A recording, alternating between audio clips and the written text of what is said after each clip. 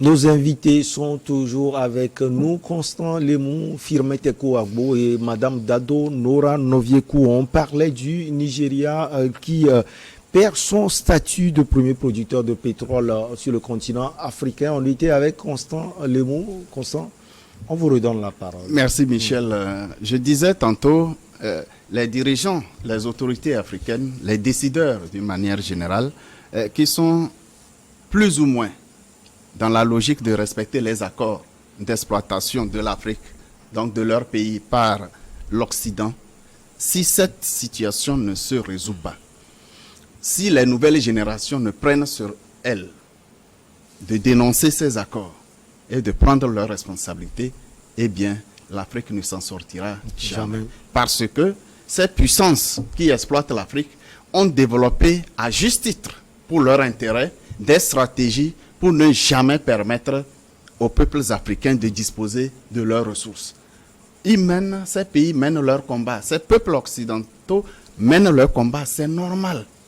Il revient à chacun, c'est en ce moment je donne raison aussi, ouais. À Firmin Tekou, il revient aux populations africaines, à la jeunesse africaine, de prendre ses responsabilités et sécuriser ses biens. Si la jeunesse africaine ne prend pas ses responsabilités, eh bien, les générations d'aujourd'hui, de demain et à jamais, les ressources africaines ne profiteront pas aux Africains. C'est la logique dans laquelle nous sommes aujourd'hui. Et si nous en avons conscience et nous ne faisons rien, nous aurons été complices et coupables devant les générations futures.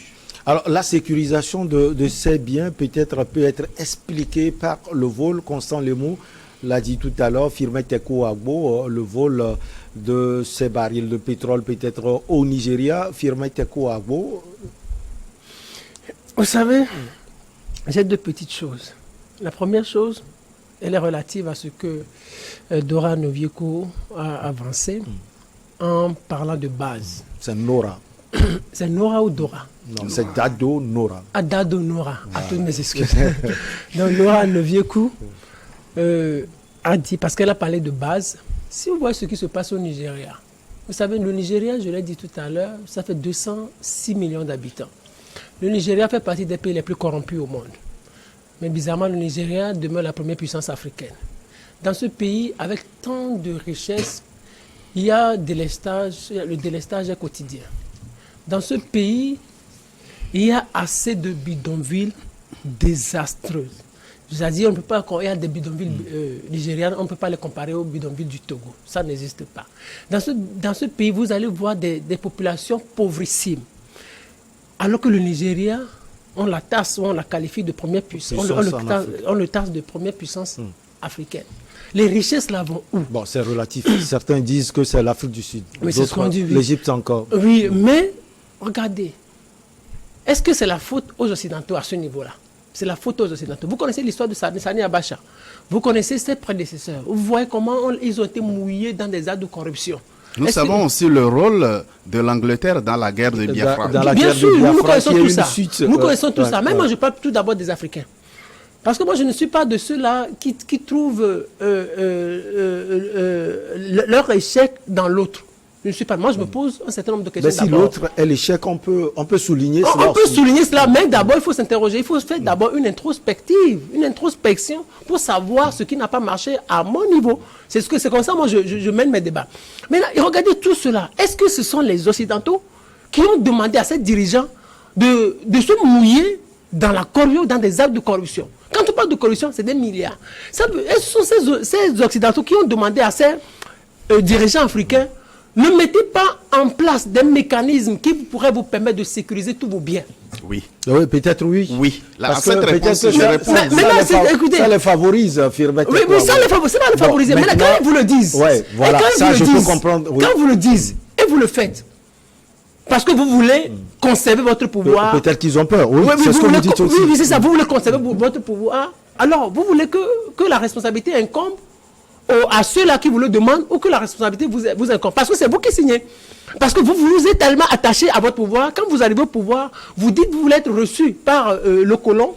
Et alors, dans tout ça là, pour moi, la première responsabilité incombe aux Africains. Quand Constant Lemou parle de la jeunesse africaine, je suis jeune, et vous me qualifiez d'acteur majeur. Merci. Merci. Mais sauf que moi, je ne suis pas dans cette dynamique de ces jeunes panafricanistes. Moi, je dis, pour pouvoir mener cette lutte-là, tout le monde sait que les Occidentaux nous trichent. Tout le monde sait que la France nous triche. Même les Français eux-mêmes le savent. Tout le monde sait que la France maîtrise nos sous-sols plus que nous-mêmes. Tout le monde sait que la France, les Occidentaux maîtrisent nos politiques mieux que nous-mêmes. Et c'est ce que Constant dit. Tout le monde Finalement, le sait. Tout le monde le sait. Et la France, à ce niveau, ou les puissances occidentales, à ce niveau, s'aperçoivent qu'elle ne peut pas se départir de l'Afrique. Que sans l'Afrique, il leur sera difficile de vivre. Et vous voulez que ces puissances-là vous lâchent comme cela et vous disent, allez-y, prenez votre liberté. Donc le combat s'impose. Le combat s'impose. Le combat s'impose. Oui, bien sûr. Le combat s'impose. Mais il doit être mené de façon méthodique. C'est ce qui manque aux Africains. Ah bon. Ouais, Madame Dado, vous chutez, on va filer aussi à Abidjan, en Côte d'Ivoire. On va rester un peu au Nigeria. Oui, rester un peu au Nigeria. Non, moi, je dirais que ce dont nous parlons est à plusieurs dimensions. Ouais. Et d'abord, la question du Nigeria, qui est pareil à plusieurs pays africains, je crois que nous sommes dans une situation où les causes sont tant endogènes et exogènes. Ouais. Et donc, la responsabilité n'est pas que aux Africains, mais aussi à l'extérieur par moment, au regard d'un certain nombre de situations. Et donc, il va falloir peut-être faire des nuances et ne pas être trop catégorique parfois sur un certain nombre d'affirmations, sachant qu'il y a des réalités historiques, sociologiques et autres qui fait que, ce n'est pas toujours évident de pouvoir s'envoler de ses propres ailes. Toutefois, c'est là peut-être que je rejoins un peu Firmin en disant que l'Afrique doit pouvoir faire un travail sérieux, parce que ce n'est pas la vision qui manque, ce n'est pas les idées qui manquent, mais par moment, on n'est pas constant dans la durée. Si je prends l'agenda 2063, l'Afrique que nous voulons, tout est dit là par les États de l'Union africaine. Tout a été dit, mais est-ce qu'on y met l'énergie nécessaire? Est-ce qu'on y met l'engagement nécessaire? Est-ce qu'on prend les dispositions nécessaires pour justement créer cette Afrique que nous voulons en 2063? Sinon, qu'est-ce qui va arriver? 2063 va nous trouver ici et on va encore penser à un autre agenda. Et c'est peut-être là qu'il y a un souci parfois où on ne sent pas l'effort qui est fait pour justement se départir ou bien à faire des grands pas pour avancer. Mais ça ne veut pas dire qu'il n'y a pas quelque chose qui se fait. Il y a du travail qui est fait, mais je crois qu'il y a à amplifier. Et ce travail n'est pas juste d'un seul côté, c'est une responsabilité partagée. Et les gouvernants, et les citoyens, et les acteurs de la société civile, et même les médias, tout le monde doit pouvoir contribuer. Mais il manque encore un travail, je dirais, méthodique, comme Firmin l'a dit. Bon, moi je pense que c'est une question de constance dans la durée et de vraiment y croire, la conviction.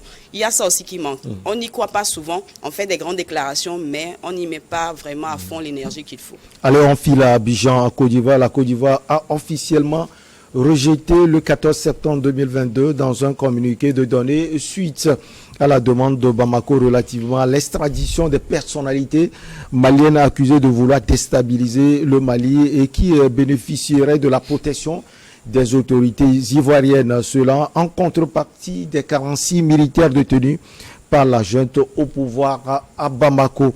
Alors, le président Alassane Dramane Ouattara a demandé une réunion extraordinaire de la CEDEAO sur la question. Et dernière nouvelle, il y a un communiqué qui vient de sortir de Bamako. Le gouvernement malien condamne cela et il dit d'ailleurs qu'il n'est pas dans cela. Il pense que le président Alassane Dramane Ouattara est en train de manipuler la CEDEAO. Madame Dado Nora Noviekou, avant de retrouver les deux, on vous retrouve d'abord sur l'actualité, le président Ouattara qui demande une réunion de la CEDEAO et ensuite sur la sortie du gouvernement malien. Oui, ce n'est pas étonnant que, vu la tournure qu'a prise cette situation, ce n'est pas étonnant la sortie du président ivoirien. Je pense qu'il est tout simplement en train de jouer ou bien d'utiliser les options qui lui sont possibles. Maintenant, est-ce qu'il lui est interdit de convoquer une réunion de la CEDEAO pour discuter d'une situation comme telle? Je crois que non. Mais ça aurait été intéressant que les deux pays puissent gérer cela de façon plus pacifique. Mais là, on rentre vraiment dans une question, bien dans un conflit diplomatique qui est là depuis quelques mois, mais qui visiblement n'est pas prêt pour finir d'aussitôt. Et c'est un peu dommage. C'est tout simplement ce que je peux faire comme commentaire. Alors, Constant Lemou, dernière nouvelle, il y a le Mali qui dit que Abidjan aurait reconnu ces manquements par le biais du ministre directeur de cabinet du président Alassane Dramane Ouattara. On se souvient de sa sortie. Il a parlé d'incompréhension et de malentendus. En retour, Abidjan aussi, il dit que le président Assimi Goïta aurait accepté de ne pas parler de cette contrepartie qu'il est en train de demander aujourd'hui. C'est l'imbroglio total. Michel, cette question de militaires, entre guillemets, ivoiriens, pris au Mali. On n'a pas eu le temps d'en parler. C'est complexe. Ouais. Lorsque vous mettez au conditionnel les déclarations de Sarah Soro, vous êtes journaliste. Moi, je ne le suis pas. Et vous savez bien que Sarah Soro a reconnu les dysfonctionnements de l'envoi du contingent au Mali. Je suis dans la logique de la sortie de de la Sarah Côte Soro. d'Ivoire. Ils ont envoyé un contingent au Mali dans le cadre de la MINUSMA. Ce qui est un peu bizarre, ce n'est pas le premier contingent, c'est le énième. Et ça continue aujourd'hui selon les nouvelles. C'est ce énième contingent, l'envoi de ce énième contingent qui connaît des dysfonctionnements que la Côte d'Ivoire maîtrise très bien. Et là, à l'occasion de cette affaire de mercenaires, les responsables onusiens qui gèrent l'envoi des contingents s'est retiré. Disons, n'ont pas reconnu avoir demandé ou accepté l'envoi d'un contingent militaire ivoirien au Mali. Il revient aux Ivoiriens de justifier la présence de ce contingent ivoirien en direction de Gao, tenez-vous bien. De Gao, pour protéger l'aéroport. Contrôlé par les forces Barkhane en ce moment. Bon. Mais que les Ivoiriens, les militaires, les responsables, les autorités ivoiriennes ont interdit l'atterrissage de l'avion à Gao, mais plutôt à Bamako. Le poteau rose était là avec l'identité de ces militaires, leur profession, qui étaient des ouvriers, et non des militaires. Et pourtant, 5 Ivoiriens font partie de ce contingent sur les 49. 5. Le reste, ce sont des professionnels mercenaires. Non-ivoiriens, tenez-vous bien. Alors, ça c'est un fait. Lorsque le président Ouattara tente de reprendre le poids de la bête, à l'occasion que le président Assimi Goïta a demandé l'extradition des autorités politiques réfugiées en Côte d'Ivoire, et on trouve ça comme du chantage, on a vite fait d'enterrer les excuses de la Côte d'Ivoire par rapport au dysfonctionnement constaté lors de l'envoi de ce contingent de mercenaires. Et là, on tente encore d'instrumentaliser la CEDEAO. Heureusement, la CEDEAO a déjà reçu des camouflés à l'occasion de la crise malienne. Chaque président des pays de la CEDEAO a encore fraîchement dans la mémoire que les sanctions qui avaient été imposées au Mali étaient des sanctions inhumaines, illégales. Nous attendons la rencontre et ce qu'elle en ressortira. Alors, je me pose la question, quel intérêt la Côte d'Ivoire a à chercher à déstabiliser le Mali? Donc pour vous, c'est confirmé. Ils sont allés pour déstabiliser le Mali. Il n'y a pas d'autre raison, puisqu'ils ne l'ont pas démenti.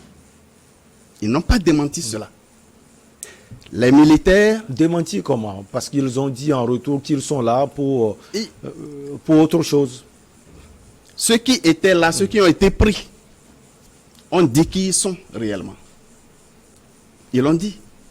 Et tenez-vous bien, ça fait partie de la soixantaine de preuves que le Mali dispose et a déposé devant les Nations Unies pour porter plainte contre la France et ses complices dans les plans de déstabilisation du Mali. Ce contingent ivoirien est l'une des preuves majeures. Nous sommes d'accord. La Côte d'Ivoire ne l'a pas démenti. Du moins pour le moment. Alors, est-ce qu'on tente d'instrumentaliser encore une fois la CEDEAO? Eh bien, chaque président a la responsabilité de participer ou dénoncer ce plan de déstabilisation d'un pays africain. Sur la question du Nigeria, nous disions que les pays africains étaient responsables pour n'avoir pas pris suffisamment de dispositions pour se départir ou se débarrasser des pirates. Le Mali a réussi à mettre hors du Mali la force militaire française qui s'était définie des zones d'exploitation de l'or. Mais la France s'est installée au Niger. La France est présente en Côte d'Ivoire. La France est en train de tisser ce cordon autour du Mali. Et ce sont les Africains, les présidents africains de ces pays, de connivence avec la France, qui est en train de chercher à créer tous les problèmes possibles au Mali. Ce que Alassane Ouattara est en train de faire, ça s'appelle quoi? Heureusement, les peuples africains de la zone CEDEAO ont pris conscience que c'est un déstabilisateur. Les présidents... Et le revirement de Assimi Goïta, par exemple, qui au départ, selon les nouvelles que je viens d'avoir avant de venir ici, avait au départ dit « oublions l'histoire d'extradition », il est revenu pour dire cela. Jusque-là... Pour dire le contraire, j'allais dire.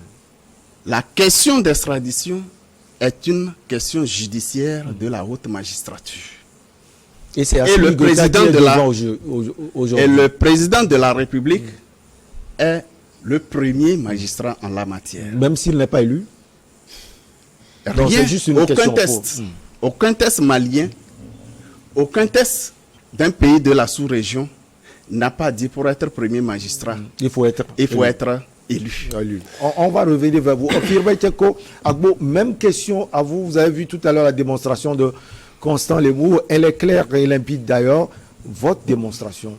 Ma démonstration va être très banale et peut-être aussi simple. Vous savez, lorsque le premier coup d'État a été perpétré en Afrique de l'Ouest, c'est-à-dire au Mali, j'ai dit sur cette antenne que si nous ne faisons pas attention, ces coups d'État vont se multiplier en Afrique de l'Ouest. Et on a vu ce qui s'est passé avec Doumbouya. Et après, on a vu ce qui s'est passé au Burkina Faso.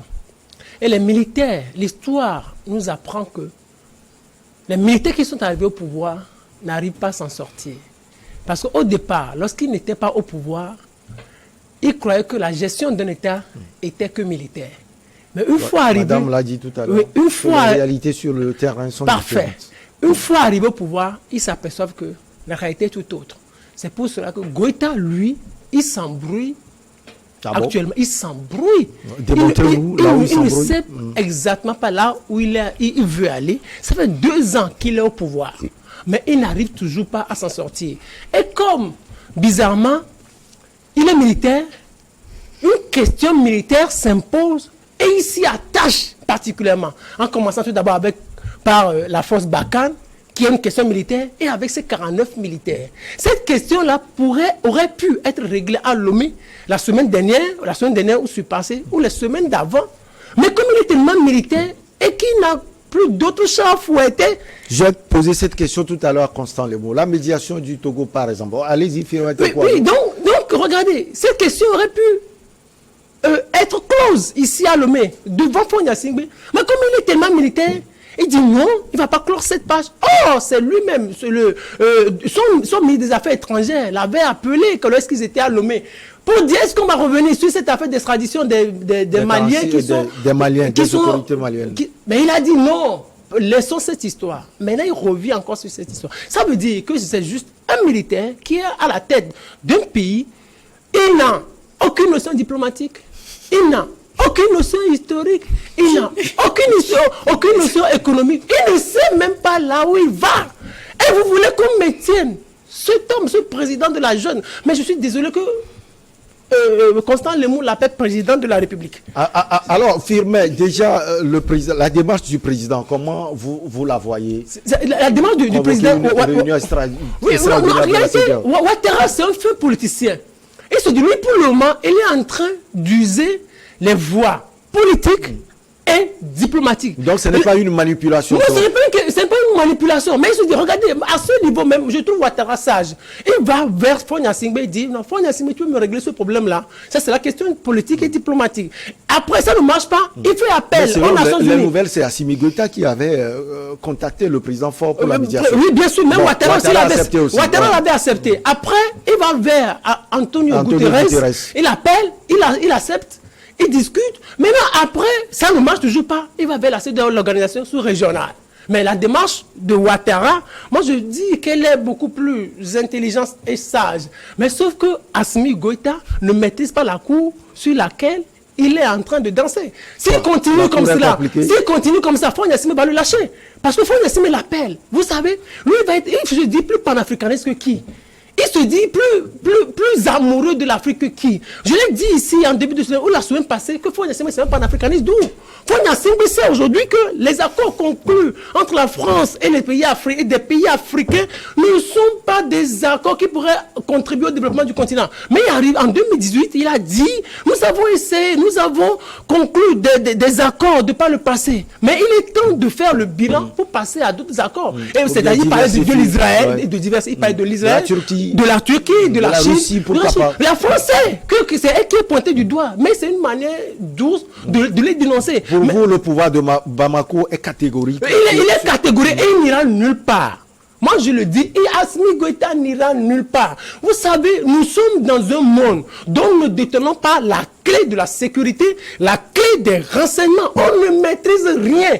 Ce sont les Occidentaux qui savent, qui maîtrisent là où nous dormons, ce que nous mangeons et là où nous nous couchons. Nous-mêmes, nous ne maîtrisons rien. Assimi Goïta qui se dit en sécurité avec les Russes, dans un pays où il y a les Russes, que nous n'oublions pas qu'il y a dans ce pays des forces onusiennes qui sont là pour les renseignements, qui ne sont pas là pour la beauté des yeux des Maliens.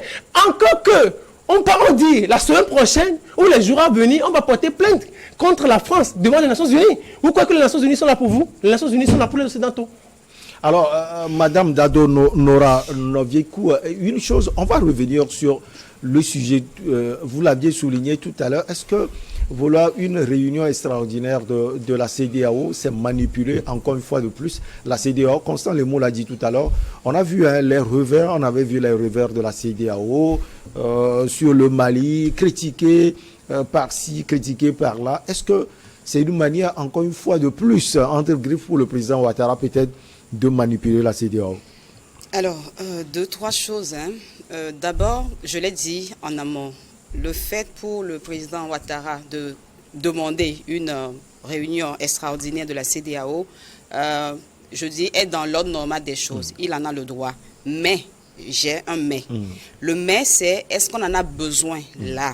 Parce que quand on dit réunion, c'est que c'est des dépenses. Mais au-delà des dépenses, peut-être qu'on en a besoin compte tenu de la dernière sortie du président Assimi Goïta. Oui, c'est là que c'est un peu dommage que les deux pays n'arrivent pas à s'entendre. Parce que nous sommes dans une situation où il y a besoin quand même à chacun de reconnaître ses torts. Et c'est ça le problème. Constant? Oui, Constant l'a dit tout à l'heure. En fait, quand vous suivez comment l'histoire des 49 militaires est devenue maintenant 46, ont commencé, ben, on peut se douter mais en fait, on a des doutes. Est-ce que ce n'était pas justement pour déstabiliser? Parce que il faut rester dans la chronologie des événements. Quand ils étaient arrivés, ils ont dit, non, on est venu pour aider. Mais comment vous venez aider quelqu'un qui ne sait pas que vous venez et qui ne nous a pas donné l'autorisation de venir? À ce niveau aussi, il y a un point d'interrogation. Est-ce que c'est aussi facile pour ce contingent d'arriver à Bamako sans que les autorités maliennes ne le sachent? Alors, si nous j'ai souvent posé cette question parce que pour moi... je me dis, ça, je ne sais pas. Je ne sais pas comment ils maîtrisent la gestion, comment vous avez dit ça je ne sais pas comment ça se passe, mais si déjà nous avons de la difficulté à maîtriser d'autres frontières terrestres, j'imagine que c'est possible aussi de pouvoir maîtriser les terrestres aériennes. Donc, ce côté-là, je ne vais pas trop m'aventurer, mais le constat est là qu'il y a une situation où même les Nations Unies ont dit on ne reconnaît pas. Dans les premières heures, si vous vous rappelez, les déclarations étaient très claires. Du moment-là, ça pose un problème. Maintenant, si effectivement ils étaient venus pour une mission, c'est simple, démontrer en fait, montrer les preuves. En fait, c'est simple. Je me dis, le Mali ne peut pas se mettre à bouillonner s'il n'y a rien. C'est aussi, ça c'est mon analyse. Et donc, je ne pense pas que le Mali exagère, mais je me dis que c'est sûr qu'il y a des choses qui ne sont pas dites officiellement, publiquement, mais que les deux pays savent. Et donc, ils savent de quoi ils parlent, ils savent de quoi ils discutent, mais nous, le citoyen lambda, n'a pas forcément et n'a pas souvent la vraie information. Et donc, si ça titille entre les deux, c'est clair qu'il y a quelque chose. Voilà. En tout cas, entre les deux, ils savent de quoi ils sont en train de discuter. Donc, si je reviens sur ma logique, oui, le président Ouattara peut convoquer, mais est-ce que c'est important là? En me disant que on sait aussi, c'est une question d'alliance. On va à des réunions, il y a à voter, il y a à prendre des décisions. Et on sait qu'il y a certains pays qui s'allient sur d'autres pour des questions de stratégie. Voilà, des questions stratégiques et autres. Peut-être, je dis peut-être, le président Ouattara se dit, s'il arrive à convoquer cette réunion extraordinaire et si jamais il y a à prendre une décision, il a des gens, pour ne pas dire des alliés, sur qui compter. Et peut-être là, le Mali sera en minorité. Donc, le politicien... C'est d'ailleurs pourquoi le Mali parle de manipulation. Le politicien qu'il est, et c'est clair qu'il lui aussi fait des calculs. Donc, avant l'émission, j'ai pu appeler aussi à Abidjan un journaliste qui me dit que la Côte d'Ivoire veut prendre aussi des mesures contre le Mali. C'est pourquoi le président Ouattara est en train de jouer à la diplomatie, du moins pour le moment, pour voir là où ça va arriver. En tout cas, on va marquer la pause pour le journal. Je sens Constant Lemou qui veut encore parler sur le Mali. On va marquer la pause. On revient pour la suite.